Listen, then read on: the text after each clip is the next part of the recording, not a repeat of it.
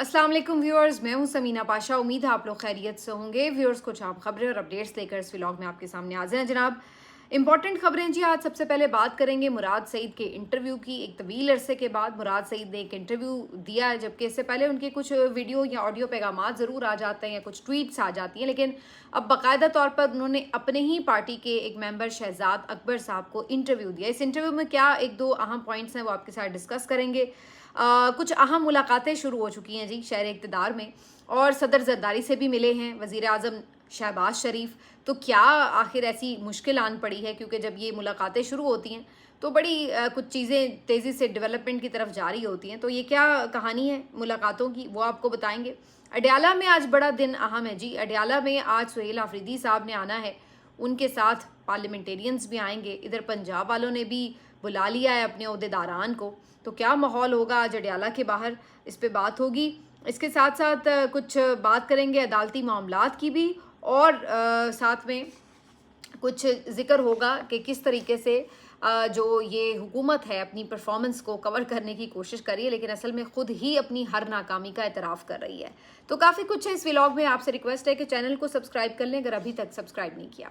तो सबसे पहले बात कर लेते हैं मुराद सईद के इंटरव्यू की। मुराद सईद का जी अरसे के बाद इंटरव्यू आया है, और मुराद सईद ने इस इंटरव्यू में शहजाद अकबर साहब को बताया कि रूपोशी में वो कहाँ कहाँ कब कब रहे। उन्होंने बताया कि वो गिलगित बल्तिस्तान चले गए थे वज़ीर आला खालिद खुर्शीद के साथ, फिर वापस ज़मान पार्क आए तो काफ़ी अरसा वहाँ पर मुकीम रहे, और कासिम खान और सुलेमान खान का जो कमरा था इमरान खान साहब ने वो उनको दे रखा था, और फिर उन्होंने एक अरसे के बाद वहाँ से भी उन्हें रुखसत किया एक तस्बीह के साथ और दुआओं के साथ। और फिर मुराद सईद बताते हैं कि उसके बाद से वो रूपोश हैं। जाहिर है कि अभी तो उन्होंने नहीं इस बारे में डिस्क्लोज़ किया कि वो कहाँ पर हैं, ना वो कर सकते हैं कॉल उनके, कि उनकी बहुत ज़्यादा इस वक्त थ्रेट्स हैं, ज़िंदगी को ख़तरात लाहक हैं। और इमरान खान साहब ने पे दर पे कई मरतबा उनको इस बात का पैगाम भेजा कि वो कुछ भी हो जाए बाहर ना आएँ। इवन उन्होंने ये तक कहा कि कोई ख़बर भी आप तक ऐसी पहुँचे तो किसी खबर पे यकीन ना करें। और जब इमरान खान साहब की गिरफ़्तारी हुई तो उस वक्त भी इमरान खान साहब ने मुराद सईद साहब कहते हैं कि मुझे पैगाम भेजा कि आपने रूपोश रहना है, जबकि वो ये कहते थे कि मैं कई मौक़ों पर ऐसा हुआ कि बहुत बेचैन हो जाता था और चाहता था कि सामने आऊँ और आके कुछ ना कुछ काम कर सकूँ, लेकिन उनको इमरान खान साहब की हिदायत सख्त तरीन थी कि वो रूपोश रहें या बैरून मुल्क भी अगर इवन जाएँ तो वहाँ पे भी जाके अपनी हिफाजत को यकीनी बनाएं। तो ये उन्होंने अपनी रोपोशे के वाले से बताया, और उसके अलावा उन्होंने जो इस वक्त हालात हैं और ख़ास तौर पे पार्टी की क़यादत के पास क्या ऑप्शंस हैं उसके ऊपर भी बात की। उन्होंने वही बातें की जो कमोवेश आपको सोशल मीडिया पर अदरवाइज़ भी नज़र आती हैं। जो इनके सोशल मीडिया एक्टिविस्ट हैं वो भी जो डिमांड्स करते नज़र आ रहे होते हैं कि आप लॉन्ग मार्च कर सकते हैं, आप इस्तीफ़े दे सकते हैं, आप पार्लियामेंट्स में एहतजाज कर सकते हैं, आप कई चीज़ों से प्रेशर बढ़ा सकते हैं, आप सूबा बंद कर सकते हैं, आप मुल्क बंद कर सकते हैं, आप इस हुकूमत के साथ ताउन करना ख़त्म कर सकते हैं। तो कई ऐसी चीज़ें हो सकती हैं जिसके ऊपर स्टैंड लिया जा सकता है। लेकिन मुराद सईद साहब भी बज़ाहिर ऐसा लगता है कि बहुत से दीगर लोगों की तरह मुतमिन नहीं हैं जो पार्टी की आदत इस वक्त खामोशी इख्तियार किए हुए है, और वो बहुत क्लियर हैं कि कोई ऐसी अगर पार्टी की आदत के दिल में गलत फहमी है कि जनाब कोई बातचीत से बात बन जाएगी, कोई नरमी पैदा हो जाएगी, कोई मूड बदल जाएगा, तो हवाओं का कोई रुख तब्दील होता नज़र नहीं आता। और मुराद सईद साहब कहते हैं कि पीटीआई को इस्टेब्लिशमेंट एक दुश्मन की तरह ट्रीट करती है, और वहाँ पे जब मीटिंग्स में स्ट्रैटेजी बताई जाती है तो वहाँ पे बाकायदा इसी तरह इसके बारे में स्ट्रैटेजी बनाई जाती है जैसे आप किसी दुश्मन के लिए स्ट्रैटेजी बनाते हैं। और वो ये कहते हैं कि इवन जो इमरान खान साहब की मुलाकातें वो भी इसीलिए बंद की गई हैं ताकि जो दुश्मन के लिए आप स्ट्रैटेजी बनाते हुए कहते हैं ना कि जी कमांड एंड कंट्रोल सिस्टम उनका तबाह हो जाए, कम्युनिकेशन ही उनकी ख़त्म हो जाए, तो कुछ इसी तरह की सिचुएशन क्रिएट करने के लिए इमरान खान साहब से जो मुलाकातें हैं वो भी बंद की गई हैं। तो मुराद सईद साहब ने इस इंटरव्यू में जो इस वक्त की क़यादत है और जो ख़ास तौर पे आईएसएफ के हवाले से बात की जाती है कि जी सुहेल आफरीदी और बाकी जो इस वक्त कई मेंबर्स हैं, वुज़रा हैं, तो वो तो ख़ुद मुराद सईद के बहुत दोस्त हैं, तो उन्होंने उन पे भी थोड़ा सा आप कह लें कि एक डिस्टेंस क्रिएट किया और कहा कि मतलब बहुत से लोगों के साथ उनकी रही है यानी वर्किंग रिलेशनशिप भी और गाइडेंस भी, तमाम चीज़ें, लेकिन उसके बाद से अब तो जब से वो रुपोश हैं बहुत से लोगों के साथ उनका कोई राब्ता नहीं है और हर कोई अपने अमाल का जवाबदेह खुद है। तो उन्होंने उसका भी कुछ बर्डन लेने से इनकार किया कि अगर कोई ये समझता है कि जी सुहेल आफरीदी बड़े फेवरेट हैं मुराद सईद के और वो उन्हीं को आगे लेकर चल रहे हैं, तो ان کی گفتگو سے ایسا محسوس نہیں ہوا، انہوں نے ایک ڈسکنیکٹ کا اظہار کیا۔ بہرحال یہ تو پتہ چلا کہ مراد سعید صاحب خیریت سے ہیں، یہ بھی پتہ چلا کہ وہ اگری نہیں کر رہے اس پالیسی سے جو اس وقت لیڈرشپ بنا رہی ہے۔ تو سوال یہ کہ پھر لیڈرشپ کی جو اس وقت کی خاموشی ہے یا پالیسی ہے جو بھی ہے، اس سے مطمئن ہے کون؟ نہ عمران خان اس سے مطمئن ہے، نہ فیملی اس سے مطمئن ہے، نہ ان کے کارکن اس سے مطمئن ہیں، نہ گراؤنڈ کے کارکن مطمئن ہیں، نہ سوشل میڈیا ایکٹیوسٹ مطمئن ہیں، اور نہ ہی آپ کو کوئی ایسا نظر آتا ہے کہ کوئی انڈیپینڈنٹ صحافی بڑی تعریف کرتے نظر آ رہے ہو کہ جی بہت اچھی کوئی اسٹریٹجی چل رہے ہیں۔ تو یہ سمجھ نہیں آتا کہ آخر کون ان سے اس وقت مطمئن ہے، لیکن اس کے باوجود بھی وہ خود سے بڑے مطمئن ہیں اور بڑے کاملی جو ہے وہ چیزوں کو لے کر کے چل رہے ہیں۔ اب بہرحال جو عمران خان صاحب کی بہنوں کی طرف سے بارہا اپیل کی گئی ہے اور اس کے اوپر بار بار انہوں نے میڈیا پہ بھی بات کی ہے، اس کے بعد یہ ضرور طے ہوا ہے کہ ایٹ لیسٹ اب چونکہ منگل ہے اور منگل کے روز بہنوں سے ملاقات کا دن ہوتا ہے، بہنیں آئیں گی، وہ تو ہمیشہ ہی آتی ہیں، بیٹھتی بھی ہیں، تو انہوں نے خاص اپیل کی کہ جی اس منگل کو آپ بھی تشریف لے آئیں۔ تو اس دفعہ سہیل آفریدی صاحب جو ہیں وہ اپنی کیبنٹ کے ہمراہ، پارلیمنٹیرینز کے ہمراہ اڈیالہ کے باہر پہنچیں گے۔ دوسری طرف شوکت بسرا، نعیم حیدر پنجوتا اور پنجاب کے دیگر جو لوگ ہیں، جو ابھی نئی انہوں نے کمیٹی بنائی ہے، اس کے تحت انہوں نے اپنے جو ذیلی عہدیداران ہیں، ذمہ داران ہیں، ان کو بھی، پارلیمنٹیرینز کو، ایم پی ایس کو بھی انوائٹ کر لیا کہ جی آپ سب بھی اڈیالہ پہنچیں۔ تو اس دفعہ کافی زیادہ اس بات کا امکان ہے کہ ایک بڑی تعداد میں لوگ اڈیالہ کے باہر اکٹھے ہوں گے، کیونکہ اب یہ پریشر بہت زیادہ بڑھ چکا ہے کہ جناب کیوں آخر یہ لوگ جو ہے وہ اڈیالہ نہیں آتے اور ایک پریشر بلڈ اپ نہیں کرتے۔ اچھا، اس کے اوپر جو ایک اہم بات ہے وہ یہ کہ ظاہر ہے پنجاب حکومت اور سارا وہاں کا جو ایک انتظامی سٹرکچر ہے وہ کسی صورت بھی اتنا فری ہینڈ تو نہیں ان کو دے گا کہ چلیں جی جس نے آنا ہے آئیں۔ خاص طور پہ جب پہلے تو انہیں پتہ ہوتا ہے کہ کوئی آ نہیں رہا، اب تو انہیں پتہ ہے کہ جی انہوں نے کال بھی دے رکھی ہے، تو اب تو یہاں پر یہ ایک ٹھیک ٹھاک قسم کی آپ کہہ لیں کہ سیکیورٹی نافذ کریں گے، اور ابھی سے ہی خبر یہ آ چکی ہے کہ دفعہ 144 نافذ کر دی گئی ہے، جس کا مطلب یہی ہے کہ اب یہاں پر کوشش ان کی یہی ہوگی کہ ایک سختی سے نمٹا جائے، آنے نہ دیا جائے، رکاوٹیں ڈالی جائیں، اور کارکن وغیرہ جو ان کے ہتھے چڑھتے ہیں ان کو تو یہ ویسے ہی کچھ سمجھتے ہی نہیں ہے نا، ان کو تو پکڑ کے رگیت دیتے ہیں، کبھی گاڑیوں میں ڈال کے گرفتار کر لیا، کچھ کیا۔ پچھلی دفعہ بھی جو کارکن آئے تھے ان کو پورا مہینہ انہوں نے تقریباً جیلوں میں خوار کروا دیا، اور آہستہ آہستہ کر کے تھوڑے تھوڑے کر کے کارکنوں کی رہائی ہوئی ہے۔ تو کہنے کا مقصد یہ ہے کہ یہ اپنے ہتھ کنڈے آزمائیں گے دوبارہ، لیکن سوال یہاں پہ اس سے زیادہ امپورٹنٹ ہے۔ سوال اس سے زیادہ امپورٹنٹ یہ ہے کہ اب جو لوگ آئیں گے وہ کس اسٹریٹجی کے تحت آ رہے ہیں، وہ کیا پلان لے کے آ رہے ہیں؟ کیا وہ یہ سوچ رہے ہیں کہ وہ آئیں گے، آ کے ایک خانہ پوری کریں گے، حاضری لگائیں گے کہ دیکھیں جی ہم آ گئے، اور اس کے بعد وہاں سے روانہ ہو جائیں گے؟ اور اگر ایسا وہ کرتے ہیں تو میرا خیال ہے کہ اس سے تو حکومت کو شاید کوئی ایسی خاص پرابلم نہیں ہوگی کہ بھئی ٹھیک ہے آئیں، آ کے چلے گئے۔ اگر وہ یہ سوچتے ہیں کہ جی ہم نے وہاں بیٹھنا ہے، اور تب تک بیٹھنا ہے کہ جب تک کہ عمران خان صاحب سے ملاقاتیں بحال نہ کروا دی جائیں، یعنی ایک انڈیفینٹ ٹائم کے لیے دھرنے کا اعلان کر دیتے ہیں، تو یہ ایک ایکسٹرا آرڈنری سچویشن ہوگی، کیونکہ اس میں پھر حکومت کو سوچنا ہوگا کہ اب انہوں نے یہ جگہ کیسے خالی کرانی ہے۔ اب عام کارکن وغیرہ ہوں تو مار پیٹ کے بھی خالی کرا لیں گے، لیکن اگر وزیر اعلیٰ وہاں بیٹھا ہوا ہے، عمران خان کی بہنیں بیٹھی ہوئی ہیں، پارٹی کے سینئر ممبرز بیٹھے ہوئے ہیں، پارلیمنٹیرینز یا سینیٹرز بیٹھے ہوئے ہیں، تو پھر آپ کیا وہاں پہ کریں گے؟ تو یہ ان کے لیے ایک جو ہے وہ ظاہر ہے کافی سچویشن بن جائے گی عجیب و غریب سی۔ تو پھر وہ کیا کریں گے؟ کتنی دیر ان کو بیٹھنے دیں گے؟ یا کوئی نیگوسیشنز کر کے ان کے اپنے ہی لوگ ہمیشہ کی طرح خود ہی کہیں گے کہ جی ہماری بات ہو گئی، ہمیں یقین دہانی کرا دی گئی کہ اگلی دفعہ ملاقات لازمی ہو جائے گی، لہٰذا ہم جا رہے ہیں۔ مجھے ویسے اس کا ہی امکان نظر آ رہا ہے، تو مجھے نہیں لگ رہا ہے کہ یہ کوئی انڈیفینٹ پیریڈ کے لیے دھرنا دینے جا رہے ہیں۔ ہاں یہ ضرور ہے کہ کم از کم یہ آئیں گے ضرور، کچھ فیملی کو مطمئن کرنے کے لیے، کچھ آپٹکس کے لیے کہ جی ہم آ گئے ہیں،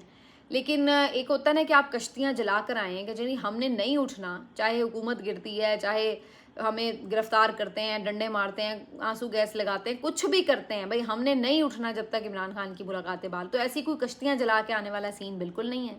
آئیں گے ضرور، لیکن اس میں کوئی ایسی چیز نہیں ہوگی کہ جس کی وجہ سے کوئی بہت بڑا ایونٹ کریٹ ہو۔ بس یہ ہوگا کہ ظاہر ہے خود وزیر اعلیٰ کا وہاں پہ آ کے آنا بیٹھنا وہ آٹومیٹکلی ایک ڈسکشن کا پوائنٹ بنے گا، اور ہر کوئی اس پہ بات کرے گا کہ جی وزیر اعلیٰ بھی آئے، آپ ملاقات کیوں نہیں کروا رہے؟ ورنہ پچھلے کچھ عرصے سے تو یہ ہو چکا ہے کہ اب کوئی زیادہ اس پہ بات بھی نہیں کرتا کہ جی ملاقات آخر کیوں بند ہے۔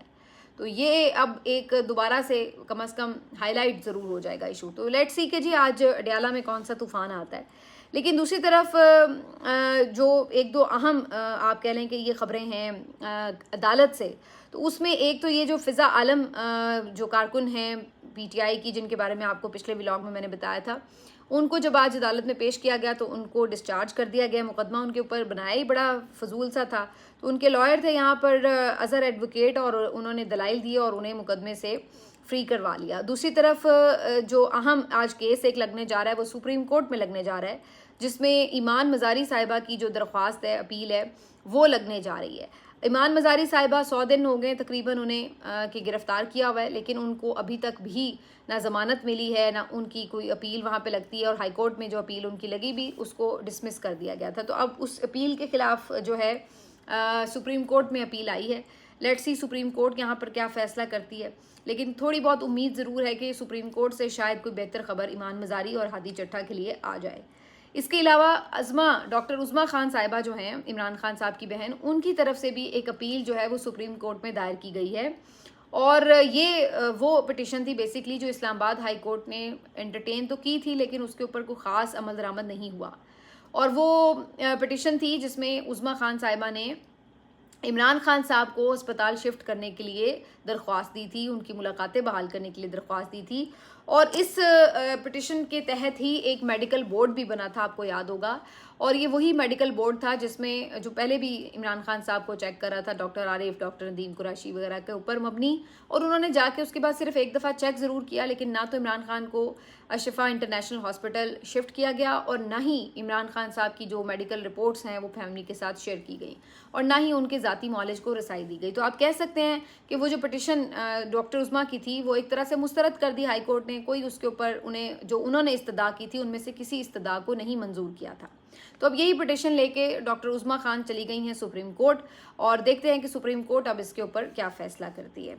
جبکہ ایک آج کی اہم خبر اس حوالے سے بھی تھی کہ جو صنم جاوید صاحبہ ہیں ان کے بارے میں کل بلکہ میں نے آپ کو ایک خبر دی تھی کہ ان کی طبیعت بہت خراب ہوئی، اور اس کے بعد انہیں جناح ہاسپٹل شفٹ کیا گیا، اور وہاں پر ان کی فیملی سے ان کی کوئی ملاقات نہیں ہونے دی جا رہی تھی، اور انہیں کوئی اس بارے میں علم نہیں تھا کہ ان کو آخر کیا پرابلم ہوئی ہے، کس قسم کا ان کا علاج ہو رہا ہے. ان کی فیملی کے کسی ممبر سے ان کی ملاقات نہیں ہونے دی گئی. سیکیورٹی وہاں پہ بہت ٹائٹ تھی اور کسی کو ملنے نہیں دیا. اس کے بعد ان کے لائر یہاں پر پہنچے ہیں، اور انہوں نے آ کے یہ میرے ساتھ بات کرتے ہوئے مجھے کنفرم کیا کہ صنم جاوید کے سی ٹی اسکین ہوئے ہیں، بلڈ ٹیسٹ لیے گئے ہیں، الٹرا ساؤنڈ بھی ان کا ہوا ہے، اور مختلف ان کے ٹیسٹ لے کر ان کو کچھ ٹریٹمنٹ دیا گیا ہے. پہلے یہ ICU میں بھی رہی ہیں، اور اس کے بعد ان کو وارڈ میں شفٹ کیا گیا.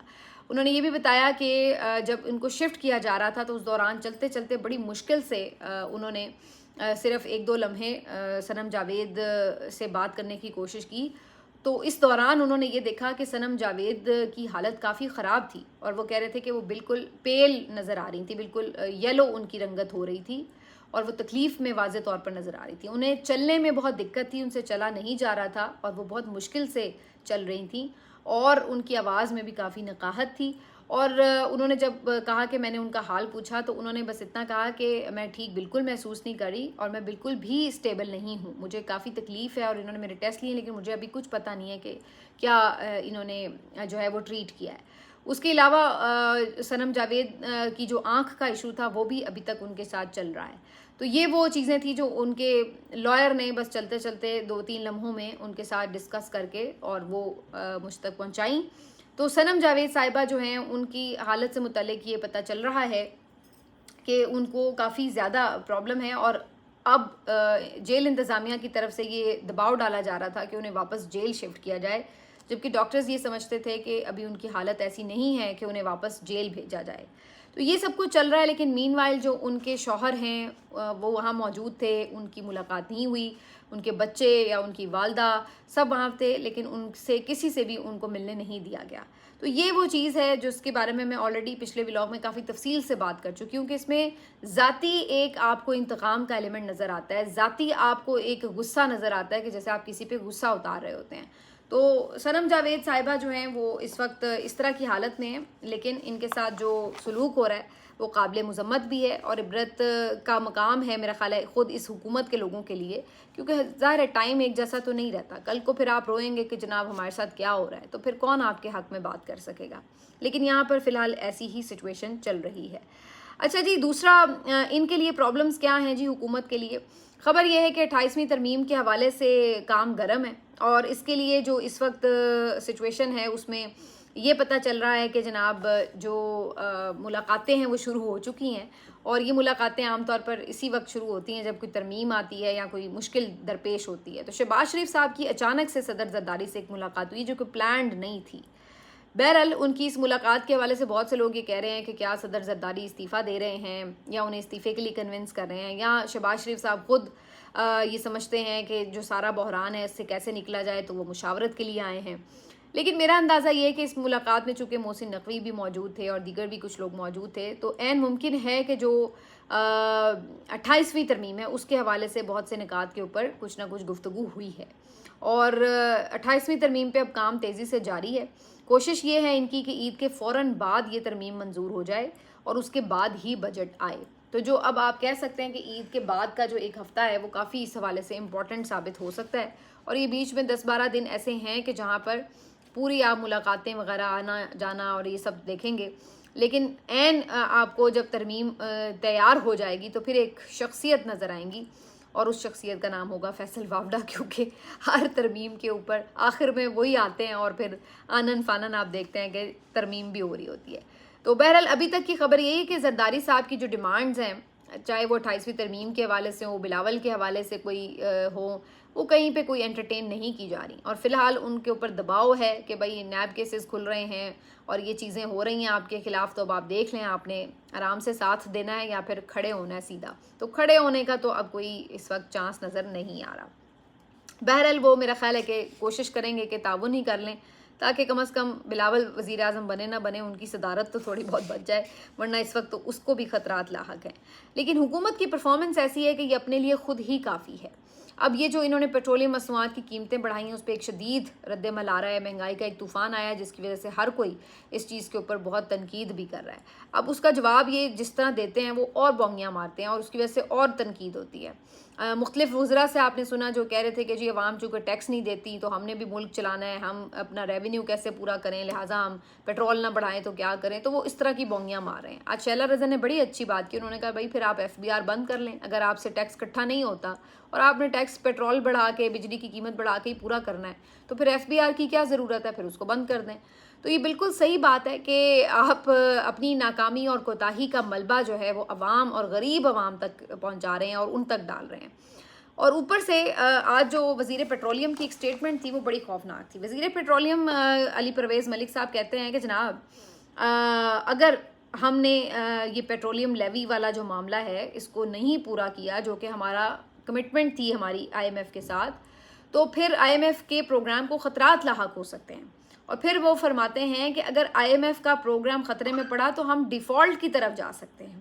ملک ایک دفعہ پھر 2022 کی سچویشن میں ہوگا اور ڈیفالٹ کی طرف ہم چلے جائیں گے۔ اب یہ جو ان کا سٹیٹمنٹ ہے یہ اپنے آپ میں ایک اعتراف ہے اس بات کا کہ پچھلے 4 سال سے یہ حکومت کچھ نہیں کر سکی۔ جتنے یہ ڈھول بجا رہے تھے کہ ہم مستحکم ہو گئے، یوں چلا گیا گراف، یوں چلا گیا گراف، وہ سب کے سب جھوٹ کا پلندہ تھے اور عوام کو بیوقوف بنانے کی کوشش۔ کیونکہ اگر آپ یہ 4 سال بعد بھی کہہ رہے ہیں کہ اگر آج بھی ہم نے IMF کی ڈیمانڈ نہ مانی اور اگر آج بھی ہم IMF کے پروگرام سے نکل گئے یا خدا نخواستہ پروگرام ان کا کچھ ڈسٹرب ہو گیا تو ہم ڈیفالٹ ہو جائیں گے، تو اس کا مطلب ہے آپ یہ کہہ رہے ہیں کہ آپ 4 سال سے صرف جھک مار رہے تھے، آپ کچھ نہیں کر سکے۔ کیونکہ ایک تو پہلی بات ہی کہ جب عمران خان صاحب کا ٹائم چل رہا تھا، یعنی مارچ 2022 کی اگر آپ بات کریں تو اس وقت تو ڈیفالٹ کا خطرہ نہیں تھا، تب تو جو آپ کے انڈیکیٹرز تھے اکنامک وہ اچھے جا رہے تھے۔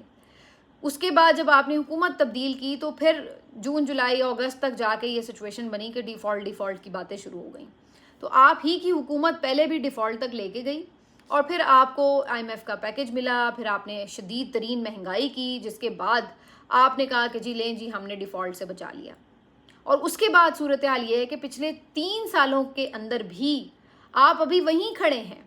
کہ جی ہم پھر ڈیفالٹ کر جائیں گے اگر ہم نے IMF کی بات نہیں مانی یا اس کا پروگرام ڈسٹرب ہو گیا۔ تو بھائی پھر آپ کی کون سی تجربہ کاری ہے، یا آپ جو ڈھول بجا کے آئے تھے کہ جی پچھلی حکومت سے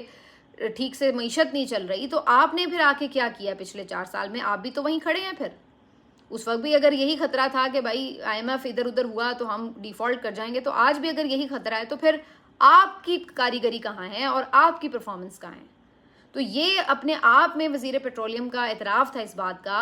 कि आपने पिछले 4 साल में कोई परफॉर्म नहीं किया, बल्कि पहले से ज़्यादा ख़राब किया है मईशत को, क्योंकि सारा बोझ जो है वो इस वक्त आम आदमी तक मुंतकिल हो चुका है। हर चीज़ के प्राइस या तो डबल या फिर ट्रिपल तक जा चुके हैं। और ये मैं उस वक्त की बात नहीं करी जब ये अभी जंग छिड़ी है, ये उससे पहले, यानी अगर आप फरवरी से पहले तक भी देख लें, इसी साल के फरवरी से पहले तक, तो यही सिचुएशन थी ये मुख्तलिफ प्राइसेस के हवाले से।